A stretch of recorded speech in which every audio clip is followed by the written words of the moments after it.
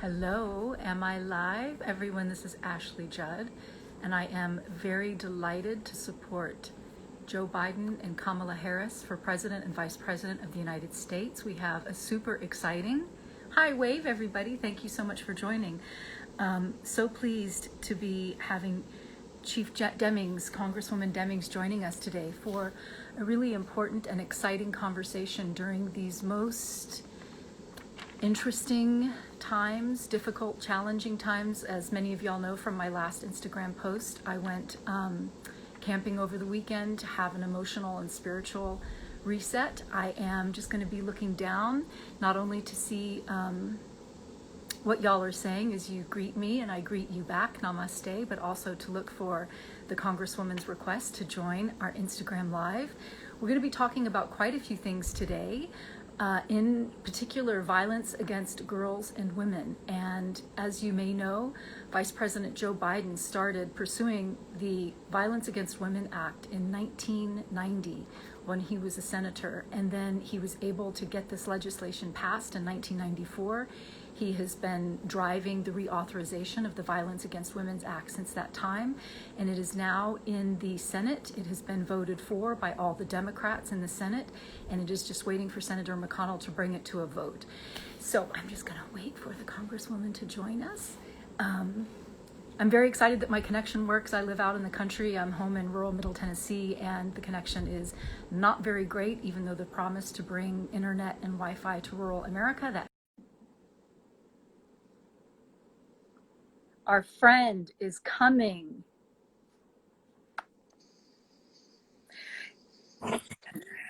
Good morning, good afternoon.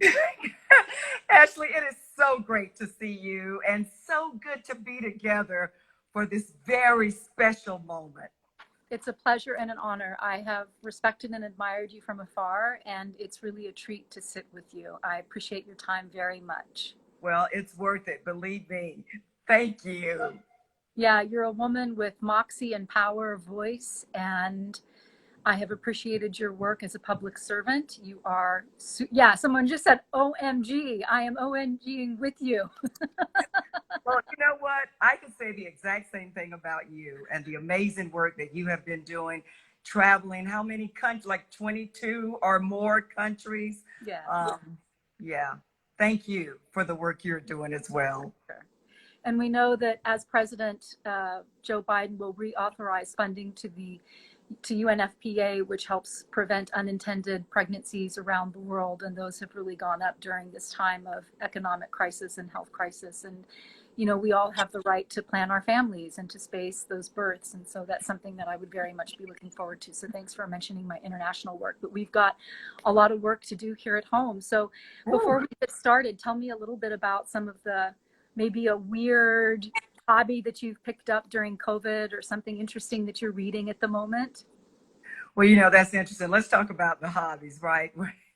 I would say my number one hobby now during this unusual period of time is Zoom, Zoom, Zoom. Yeah, Lionel Richie's song just stays in my head, right? Because I love just meeting with people and reaching out and touching and having those great in-person conversations. But everything is through Zoom now, and that's okay because it still gives us an opportunity to get together and take care of the very important business of the day. I'm reading a book called Peaks and Valleys. Isn't that the truth? It's by T.D. Jakes. And when we think about what is going on right now, the joys and pains of life, I think we find ourselves in this period of time right now in this election season with something we've never seen before in this country.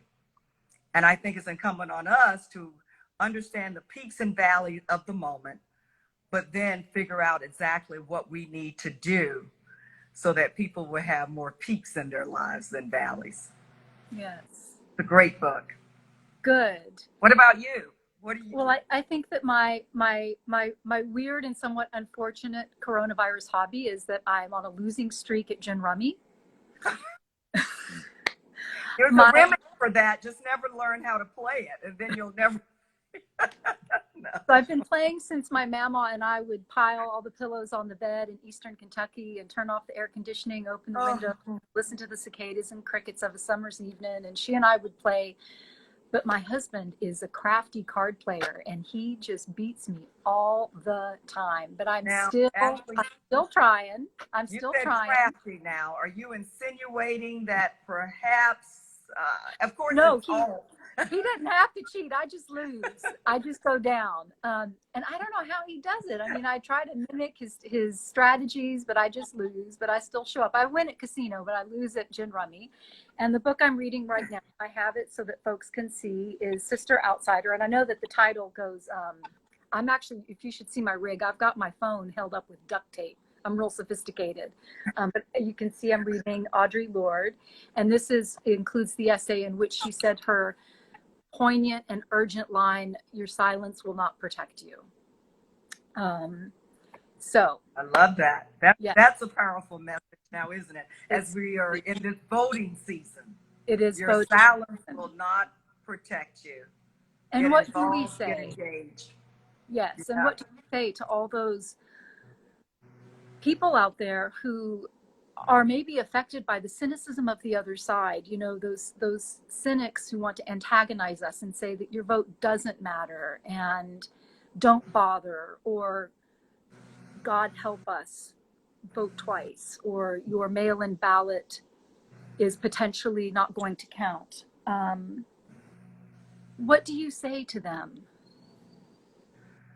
You know, Ashley, what I would do is to remind anyone who's being discouraged right now about the importance of their vote of a time when so many people could not vote.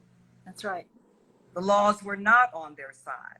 When we think about women, African Americans, other minorities, they could not vote.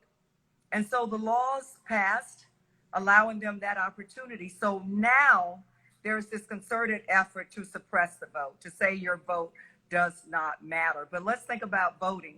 We may not come from the same places or have the same amount of money in our bank accounts and all of that, but our vote levels the playing field. Your vote matters as much as anyone else's. And if we really want to change our present circumstances, and Lord knows we need major change right now, we need a leader who supports the people's agenda, then there could not be a more important time to cast your vote and make it count. Your vote doesn't count if you don't vote, but boy, when we vote, it is our voice. And so we need to make our voice heard from the mountaintops and go out and support the only person on the ballot who supports the people's agenda, and that's Joe Biden. That's right. That's right. And thank you for the person who just said they're a poll worker this season. And my dad is always a poll worker, and I love and appreciate him. He's also working for Amy McGrath's campaign in the Commonwealth of Kentucky. And I think that you said that very well. You know, if I don't vote, then that's a way to guarantee that my vote doesn't matter and my voice will not be heard. And one of the things I would suggest is go watch the beautiful movie Selma, which we just screened at our house. And, you know, that is what voter suppression looks like. And voter suppression is as old as voting itself. And that's right. That's right. And you know, Ashley, I had the honor of serving with John Lewis. Wow. And we know he dedicated his life to voting rights, right? His blood, sweat, and tears were left on the Edmund Pettus Bridge. He paved the way for all of us to never, number one, take our vote for granted, but to always go out and vote. You know, there's this effort now. It's not so much, well, the other side trying to encourage people to vote so much for them. It's just trying to discourage you to not vote at all. And if we really want to change things, then we change it with the power of our vote. And I do know that people are extremely motivated because they are tired of what they are hearing and seeing out of the current person in the White House right now. We deserve better, and we can do better. Yes.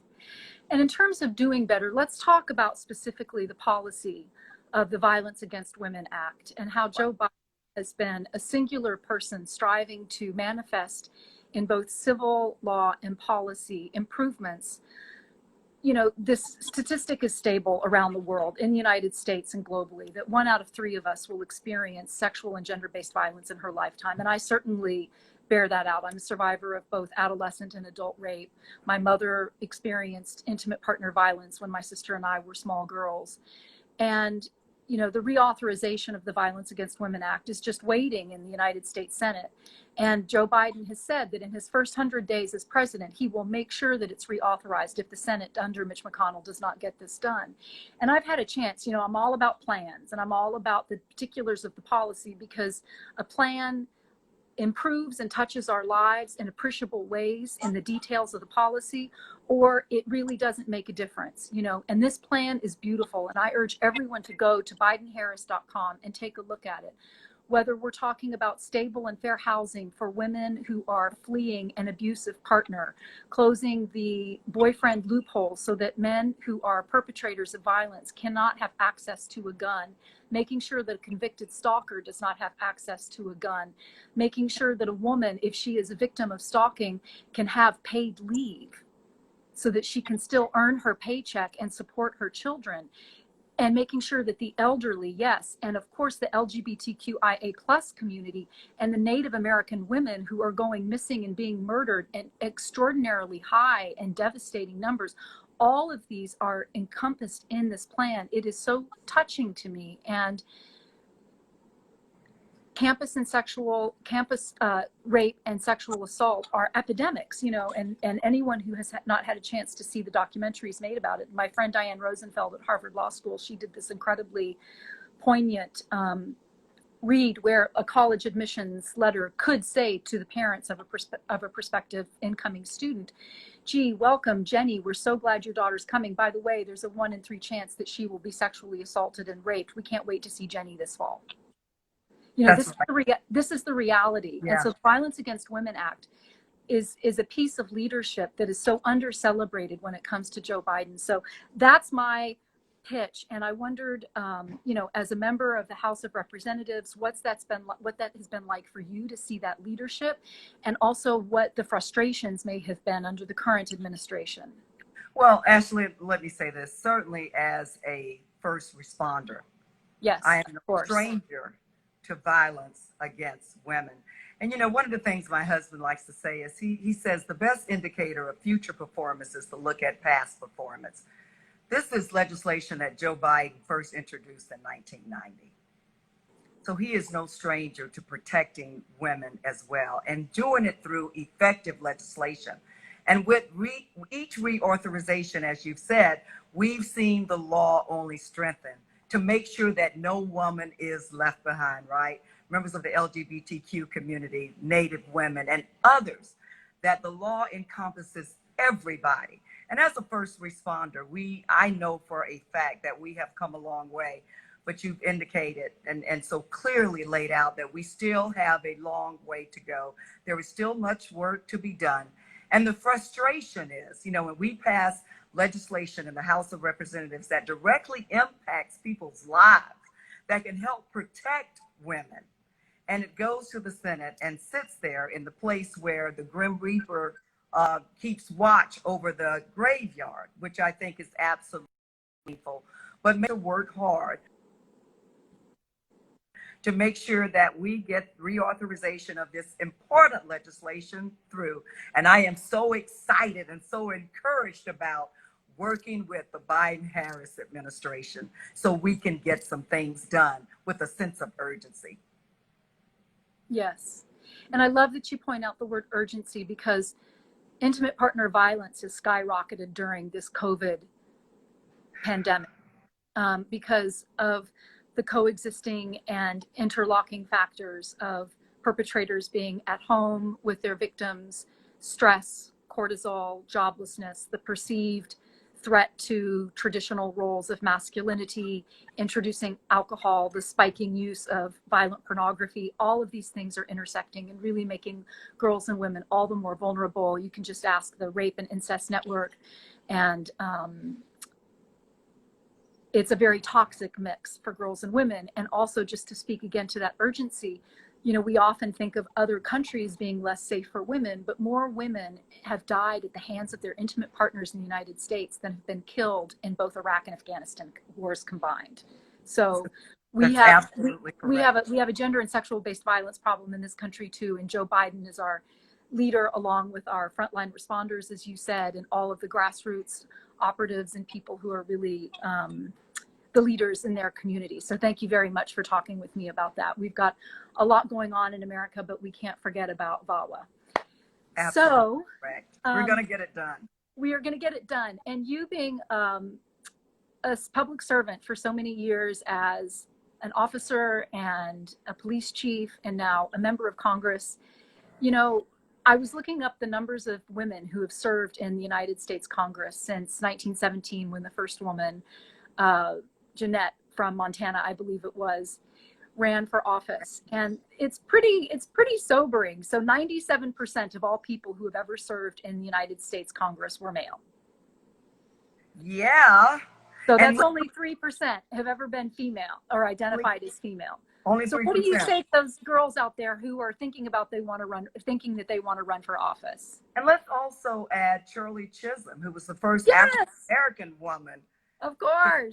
And while we celebrate right now having more women serving in the House of Representatives than in the history of this country, it is obvious that we need more. When we think about every issue that we are wrestling with in this country right now, all issues are women's issues.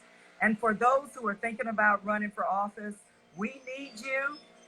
Because women, and I say this, and look, we are thankful for our male colleagues, but I look at women and how we make decisions. We're like good quarterbacks, right? Quarterbacks have to have the ability to see the entire field. They know where all the players are. They know their strengths and weaknesses. They know their challenges and you know what they bring to the table, and they consider all things. And so we need people who have the ability to see the entire fields and make decisions that don't leave anybody out. And so, you know, regardless of your background, regardless of where you live, regardless of how you have been encouraged or discouraged, know that inside of you is a great person who we need to serve your country in this special way. And, you know, don't overthink it. You know, you have the talent, skills, and ability to serve your country, and we need you. What an exhortation. That is beautiful. And when we talk about our male colleagues, you know, what we're looking for is the bonobo principle. And a lot of folks haven't heard of the bonobos, but, you know, they are a great ape. They are our closest relatives, and we share over 97% of our DNA with them. And they're an egalitarian model. They're not a matriarchal model. They're not just, you know, we're not just looking to replace patriarchy with female dominance. We're looking for shared leadership and shared power. And so the bonobos are egalitarian. Now, it does so happen with the bonobos that a female is always the ranking individual. But there's also, interestingly, with the bonobos, a total lack of sexual coercion. There's no such thing as sexual dominance or sexual coercion within the species. They're a totally different evolutionary model. And interestingly enough, a quirk about them is that the males get their status through their mothers. And so being a mama's boy is a compliment. And evolutionarily necessary. And females, and this is something that we can really think about as a cohort, you know, the females have a special cry that they emit when one is in distress, and females come to help each other, whether or not they know each other, whether or not they're related, or whether or not they like each other. A female always has another female's back. It's about solving problems. It's about getting it done. It's about sharing information and listening. Yes. And being engaged in team building and team thinking to solve problems. You know, you don't have to have all of the answers, but it's good to be able to bring others to the table and listen and solve problems together. And that's one of the things that I'm so excited about that Joe Biden and Kamala Harris are doing. They're engaged in these listening sessions. How do we solve America's problems? By bringing people to the table of different backgrounds, different genders, different places and spaces to the table to be involved in decision making. And you know what? When a person, you talked earlier, Ashley, about having a plan, we've seen what governance looks like under someone who has absolutely no plan, under someone who has absolutely no empathy. When I listen to Joe Biden and the plan that he has to protect the health, safety, and well-being of the people in this country, it just gives me such great hope. It is so reassuring.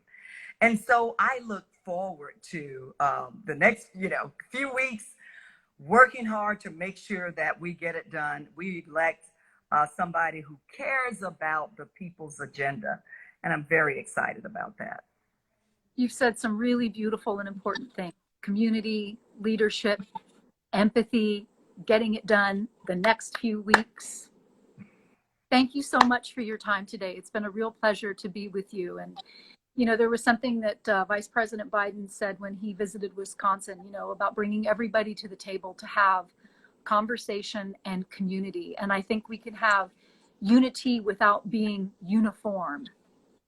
And we can have unity with diversity, but we have to bring everyone together, and being able, to take that most important and difficult journey, which is the 18 inches that connects the head and the heart, and to put principles above personalities and to come together as this community that's willing to do things differently today. Bring your head and your heart to the table, and we That's can right. do anything. Yes, we Thank can. you, Ashley. Thank God you so bless. much. It's so great to see you. Thank you. And thanks everyone for joining us today. It was really a pleasure to have you here with us. And, we'll take snippets of this and put it up on Instagram, and everyone go to bidenharris.com. Make sure that you're registered to vote. Make sure that if you're going to be sending your ballot in early, exactly how to do that.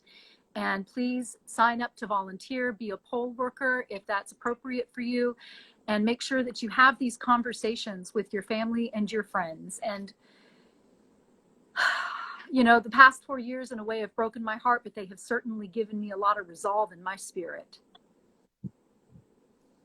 Thank you. God bless. Much love. Bye for now. Take good care. Okay, so now I have to figure out how in the world to turn it off and go eat some Grater's black raspberry chocolate chip ice cream. Honestly, if y'all could only see my rig, I've got this taped with duct tape. Thank you all so much for your time and your questions. It was really a pleasure to have you. Can you see my Kentucky pillow here? Okay, love y'all. Thanks so much. Bye-bye.